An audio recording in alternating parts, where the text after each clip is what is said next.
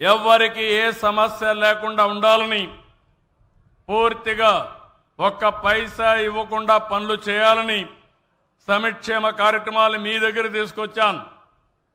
మళ్ళీ ఈరోజు మీకు అంతా కూడా పింఛన్లు ఇచ్చాం. మధ్యాహ్నం పైన మళ్ళా మీకు ఒక సెల్ ఫోన్ వస్తుంది, మెసేజ్ వస్తుంది. మీ డబ్బులు మీకు సజావుగా జరిగాయా, లేకుంటే మీకు ఇచ్చిన పింఛన్లు ఎవరైనా లంచాలు తీసుకున్నారా, ఇవన్నీ అడుగుతున్నా. అడిగిన తర్వాత నాకు ఒక అవగాహన వస్తుంది. ఆ అవగాహన ప్రకారం ఎవరైనా లంచాలు తీసుకున్నారని ప్రూవ్ అయితే వాళ్ళని కూడా వదిలిపెట్టనని మరొక్కసారి మీ అందరికీ హామీ ఇస్తున్నా. ఇంకో పక్కన మీరెవ్వరు కూడా ఆఫీసులో పోవాల్సిన పని లేదు. మీ సెల్ ఫోన్ అందరికీ ఉన్నాయా? సెల్ ఫోన్లో ఉన్నాయంటే చేలిపైకెత్తండి. నేను వాట్సాప్ గవర్నెన్స్ పెట్టాను జ్ఞాపకం ఉందా మీకు? వాట్సాప్ గవర్నెన్స్ తెలిసిన వాళ్ళు చేలిపైకెత్తండి. ఓకే, దించండి. వాట్సాప్ గవర్నెన్స్ ద్వారా పనులు అవుతున్నాయని వాళ్ళు చేలిపైకెత్తండి. వెరీ నైస్, మీరు వాడుతున్నారు, సంతోషం. రాబోయే ఇప్పటికీ 403 సర్వీసులు వస్తున్నాయి. రేపు 12వ తారీఖు 500 అవుతాయి. మొత్తం 700 ఉన్నాయి. ఇంకా 2 నెలల లోపల మీరెవ్వరు కూడా ఆఫీసుకి పోయే పని లేదు. ఫోన్ తీసుకొని నెంబర్ కొట్టి హాయ్ అని మీరు ఏ పేరుతోన్నా పిలవండి, నేను పలకతా. మీరు హాయ్ అంటే నేను పలకతా,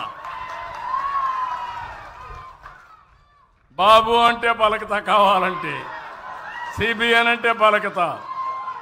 అక్కడి నుంచి మీ పని చేసే బాధ్యత నాది. మళ్ళీ మీకు చెప్పే బాధ్యత నాది. జవాబుదారీతనాన్ని పరిపాలనలో తీసుకొచ్చే బాధ్యత నాది.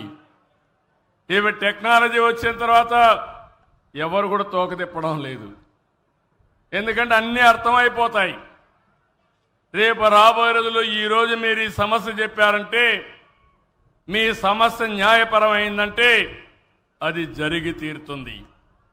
అయితే మీరు కొట్టుకొని మీ ఇంట్లో కోర్టుకు పోయి ఈ సమస్య ఇప్పుడే పరిష్కారం కావాలంటే సమస్య ఉంటుంది. అందుకే అలాంటివి కొంచెం జాగ్రత్తగానే ఉండాలి. అవి కూడా చాలా ముఖ్యం. నేను అందుకని అన్ని సమస్యల్ని అనలైజ్ చేస్తున్నా. అన్నీ కూడా రికార్డ్ అయిపోతాయి. ఆఫీసర్లు తప్పు చేసిన రికార్డ్ అవుతాయి. మీరు గొంతెమ్మ కోరిన రికార్డ్ అవుతుంది. జెన్యూన్గా ఉంటే మాత్రం మీ చంద్రన్న సిబిఎన్ మీతోనే ఉంటాడని మరొక్కసారి హామీ ఇస్తున్నా. కాబట్టి మీరు ఎప్పుడన్నా ఊహించారా వాట్సాప్ గవర్నెన్స్లో మీ పనులు అవుతాయని ఆలోచించారా? ఏమమ్మా ఆలోచించారా మీరు అడుగుతున్నా. అదే ఈ ప్రభుత్వం యొక్క ప్రత్యేకత. ఇంకొక మాట కూడా చెప్తున్నా, నన్ను మోసం చేయాలంటే మాత్రం నేను మోసపోను. ఈ విషయం కూడా మీ అందరికీ స్పష్టంగా చెప్పేస్తున్నా. ప్రతి ఒక్కరికి ఆధారం ఉందా లేదా తెలుసా? ఉన్నని అడుగుతున్నా మిమ్మల్ని.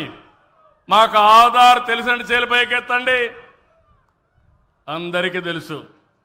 ఇంకా డూప్లికేషన్ లేదు, మోసాలు లేవు. మీ ఆధార్ని బేస్ చేసుకొని మీకు ఏ పనైనా చేస్తా. 2, మీ ఆధార్ని బేస్ చేసుకుని మీ కుటుంబాన్నంతా ఒకటిగా తీసుకొస్తున్నా. ఎంతమంది ఆ కుటుంబంలో ఉన్నారో ఆలోచిస్తున్నాను. అందరినీ పెట్టి ఆ తర్వాత మీ ఇల్లు కూడా జియో ట్యాగింగ్ చేస్తున్నా. రేపు మీకు ఏదైనా వరద వచ్చిందంటే మీ ఇంటికి తిండి పంపించాలంటే ఇప్పుడు మా ఎంఆర్ఓనో తహసీల్దారో ఎత్తుకుంటూ వస్తున్నారు. కానీ రేపు డ్రోన్ పెట్టి ఫోన్ చేసి మీ ఇంటి మీదకే పంపిస్తా. ఇంకెత్తుకునే పని లేదు. కాబట్టి అప్పుడేమవుతుందంటే డూప్లికేషన్ లేదు. కేంద్రం ఇచ్చే పథకాలు, రాష్ట్రం ఇచ్చే పథకాలు అన్నీ కూడా ఇంటిగ్రేట్ చేస్తున్నా.